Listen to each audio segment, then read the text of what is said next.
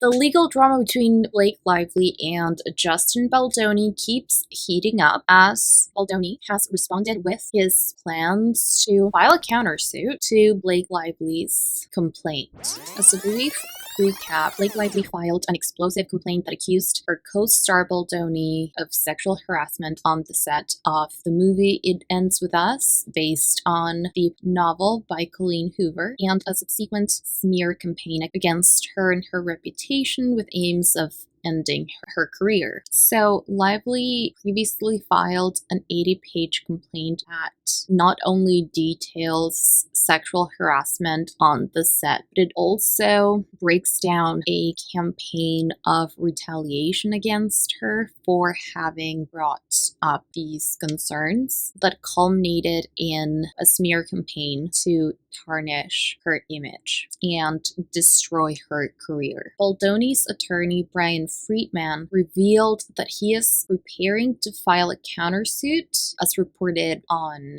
People magazine. Friedman claims this countersuit will shock everyone. According to the Daily Mail, the outlet reported that Friedman intends to file as soon as the courts reopen in 2025.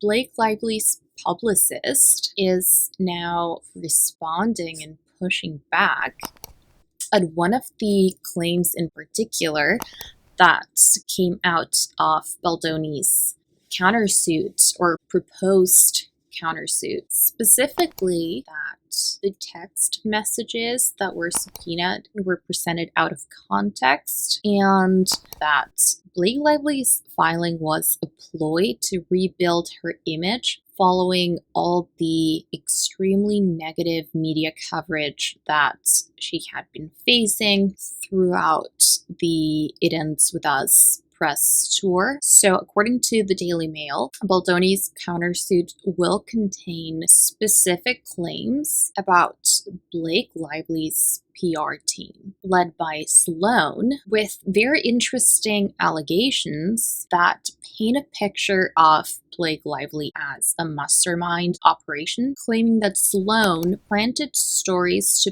paint the actor-director Baldoni in a bad light and led a smear campaign against him, not the other way around. Now, Sloan has come out and denied these allegations. This is, of course, a very smart PR move, which is to get ahead of the countersuit and new iteration of bad press, crush these allegations before they take life of their own, before their wings grow. So Sloan claims that she was actually informed of these stories through the press as she was being asked to comment and respond to these rumors. The publicist, Sloan, issued a statement to People magazine, presumably when she was asked for comment on this story, and she said, quote, "I was contacted by Sarah Nathan, Melissa Nathan's sister, forwarding an anonymous tip that Page 6 had received regarding allegations of HR complaints on the set of It Ends With Us." So this Melissa Nathan was also mentioned in Blake Lively's complaint, and she is being accused of participating in this campaign to tarnish Blake Lively's reputation. The statement continues, "After that, I was contacted by various press outlets asking about allegations of HR complaints. When contacted, I responded to press questions by referring them to Wayfarer or Sony for information regarding the HR complaints. It's clear that Mr. Baldoni and his Wayfarer associates are suggesting that I originated press stories about HR complaints on set, which is false." The publicist also urged people to read both Blake Lively's complaints and the complaint filed by JonesWorks LLC and Stephanie Jones, who had been employing Baldoni's publicist Jennifer Abel up to the point of the events that eventually took place. Baldoni's lawyer has already confirmed that he is planning to file a countersuit, so these things are in the works. Baldoni's lawyer Friedman has called all of this a false narrative, and he claims, quote, "It will be supported by real evidence and tell the true story." Baldoni's lawyer has also accused Lively of using this complaint as a pretext to, quote, "fix her negative reputation," and he has called her allegations false and salacious. Now, even though this is obviously a much bigger story and it is part of a much broader context, something that I find really interesting is this sort of back and forth regarding whether Lively's publicist Sloan was the one to plant all of these stories in the media about the HR complaint, because at the end of the day, that in and of itself would not amount to a smear campaign. It would be very different if the HR complaints had been fabricated or if they weren't true. But even if Sloan, she denies having done this, but even if she had done this, it would have been reporting on something potentially private, but also true. So that in and of itself would not amount to a smear campaign. And I think it goes to a really misguided attempt to paint a survivor or a victim of sexual harassment in a bad light that comes from a misunderstanding of the impact that this type of harassment can have on an individual. There are many reasons, most extremely valid, why someone would seek truth and vindication after something so deeply personal and damaging on an emotional, a spiritual, an intellectual, as well as physical and professional level. I think there's this almost witch hunt attitude of attacking a woman or attacking a victim, in this case Blake Lively, for allegedly opening up and bringing bad behavior to light, as though the only reason why victims would bring these traumatic experiences to light can only be out of malicious intent. When seeking truth and seeking for victims, seeking to stand in their truth and opening up about their stories is often an essential part of the healing process.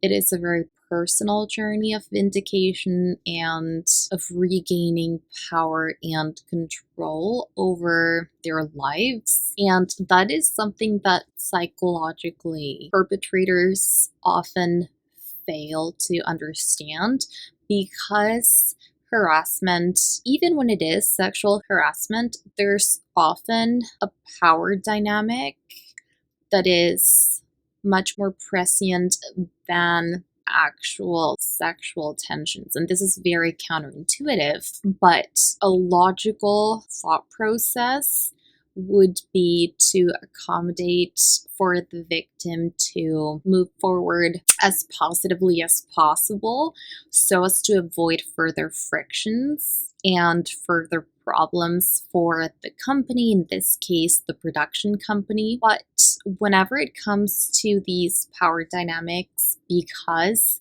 for perpetrators and their personas, if this is done in a performative way for a group of people, the power dynamics are that much more important. So it's not really about the sexualized nature of the harassment. It's often much more about the degradation, the humiliation, and the assertion of powers. So in those cases, what ends up happening, and this is why this is a very common thing to see, they will deny the survivor any chance of regaining some sense of normalcy or dignity within that situation, which leads to an all or nothing campaign with no attempts to compensate for that situation. So instead of moving on positively, for instance, it would be followed by something like a smear campaign or a fixation with the victim to make sure that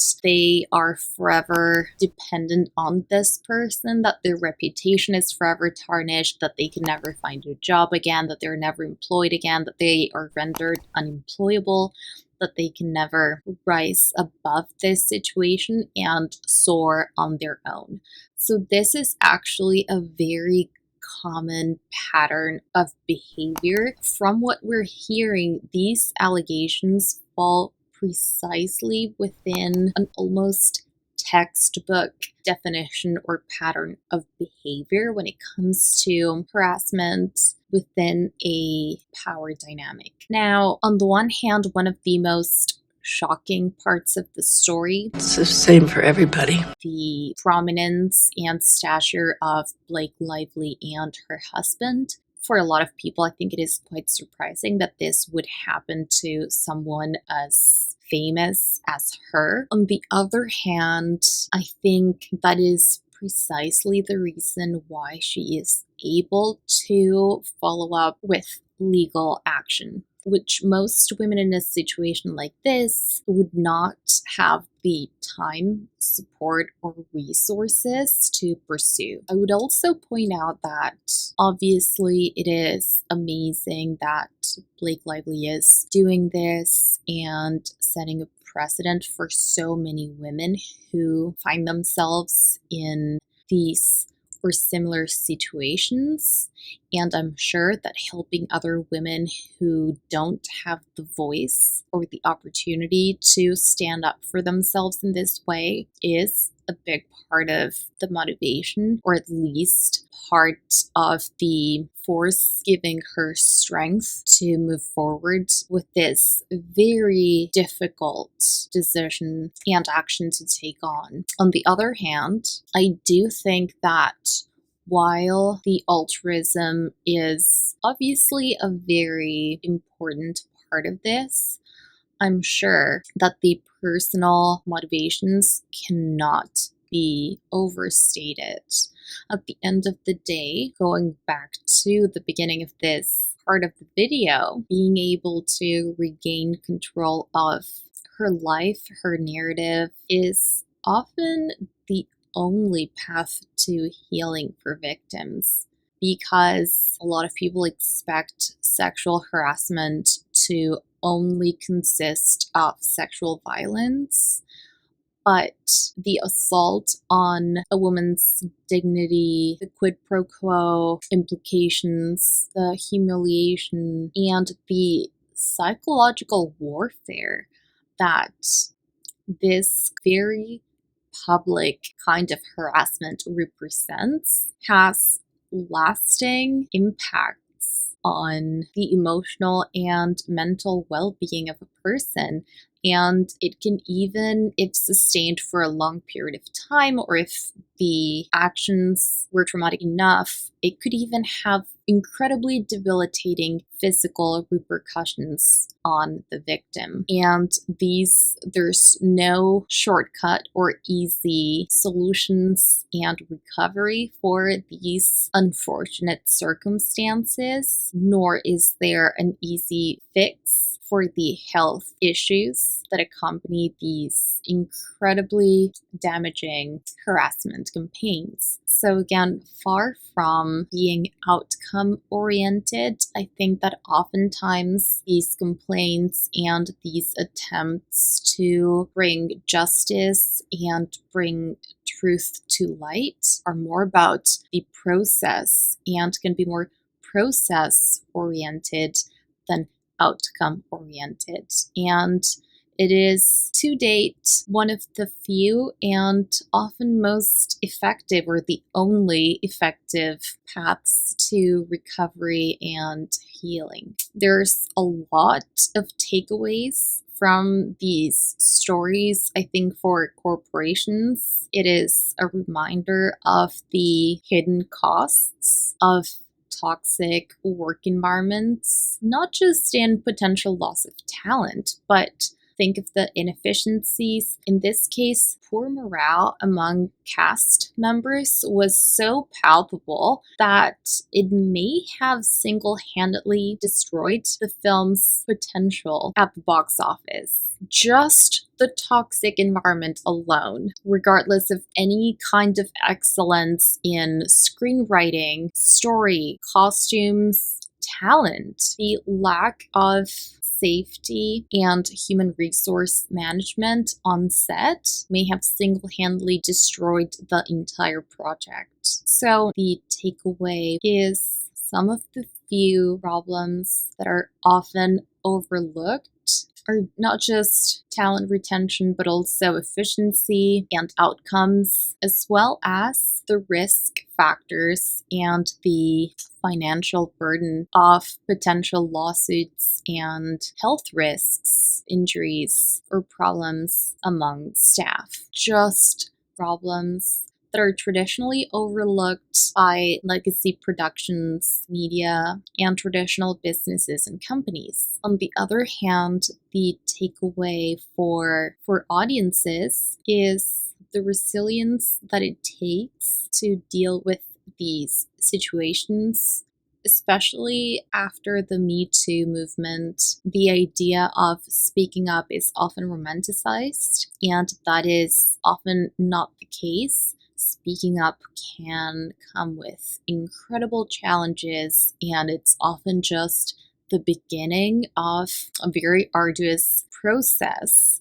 And Blake Lively has come out as a phoenix and a poster child for resilience and facing these smear campaigns and reputational attacks head on, which, as Taylor Swift and Meghan Markle before her, will hopefully serve as a beacon of light and hope to any victims and potential victims in the future. We will be following this story closely.